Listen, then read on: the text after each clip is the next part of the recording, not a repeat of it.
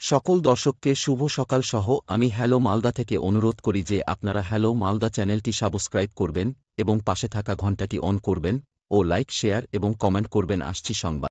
স্বাস্থ্যসাথী নিয়ে অনিয়ম অতীত। রাজ্যবাসীর সুবিধার্থে এবার বিরাট সিদ্ধান্ত সরকারের।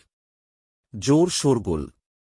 পশ্চিমবঙ্গ সরকারের গভর্নমেন্ট অব ওয়েস্ট বেঙ্গল জনদর্দি প্রকল্পগুলির মধ্যে একটি হল স্বাস্থ্যসাথী।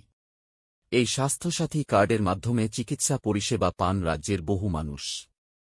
এবার এই নিয়েই কড়াকড়ির পথে হাঁটল সরকার। ইতিমধ্যেই রাজ্যের তরফ থেকে একটি নির্দেশ জারি করা হয়েছে। তা নিয়ে শুরু হয়েছে চর্চা। পশ্চিমবঙ্গ সরকারের গভর্নমেন্ট অব ওয়েস্ট বেঙ্গল জনদর্দি প্রকল্পগুলির মধ্যে একটি হল স্বাস্থ্যসাথী। এই স্বাস্থ্যসাথী কার্ডের মাধ্যমে চিকিৎসা পরিষেবা পান রাজ্যের বহু মানুষ। এবার এই নিয়েই কড়াকড়ির পথে হাঁটল সরকার। ইতিমধ্যেই রাজ্যের তরফ থেকে একটি নির্দেশ জারি করা হয়েছে। তা নিয়ে শুরু হয়েছে চর্চা। স্বাস্থ্যসাথী নিয়ে বড় সিদ্ধান্ত রাজ্যের government of West Bengal. Swasthyasathi Swasthya Sathi scheme নিয়ে বেসরকারি হাসপাতাল, নার্সিংহোমগুলির বিরুদ্ধে প্রায়ই অভিযোগ উঠতে দেখা যায়। অনেক সময় নানান অজুহাত দেখিয়ে রোগীদের ভর্তি না নেওয়ার অভিযোগ আনা হয় রোগীদের পরিবারের তরফ থেকে।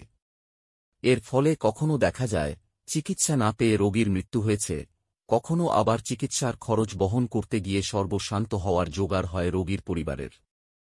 এবার এসব সমস্যা বন্ধ করতেই উদ্যোগী রাজ্য সরকার। সাধারণ মানুষকে চিকিৎসা পেতে গিয়ে যাতে নাজেহাল না হতে হয়, সেটাই সুনিশ্চিত করার চেষ্টা করছে রাজ্য গভর্নমেন্ট অব ওয়েস্ট বেঙ্গল। তাই এবার থেকে বেসরকারি হাসপাতালগুলিতে ডিসপ্লে বোর্ড বসানোর নির্দেশ দেওয়া হয়েছে বলে খবর। এবার থেকে সেই ডিসপ্লে বোর্ডেই রোগীর এবং তাঁর পরিবার দেখতে পাবে স্বাস্থ্যসাথী কার্ডের জন্য কতগুলি বেড রয়েছে। শুধু তাই নয়, কোনো রোগী যদি স্বাস্থ্যসাথী কার্ডে স্বাস্থ্য সাথী কার্ড হাসপাতাল নার্সিংহোমে ভর্তি হন, তাহলে ডিসপ্লে বোর্ডে বেড সংখ্যা আপডেট করে দিতে হবে। সেই সঙ্গেই স্বাস্থ্যসাথী কার্ড থাকলে কি কি পরিষেবা পাওয়া যাবে, সেই বিষয়েও রোগী এবং তাঁর পরিবারকে সুস্পষ্টভাবে জানাতে হবে।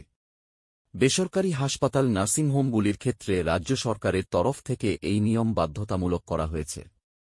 সঙ্গে থাকুন হ্যালো মালদা বাংলা নিউজ চ্যানেলের সাথে। ধরে হ্যালো মালদা থেকে বাংলা সংবাদ দেখার জন্য অশেষ ধন্যবাদ সকলকে।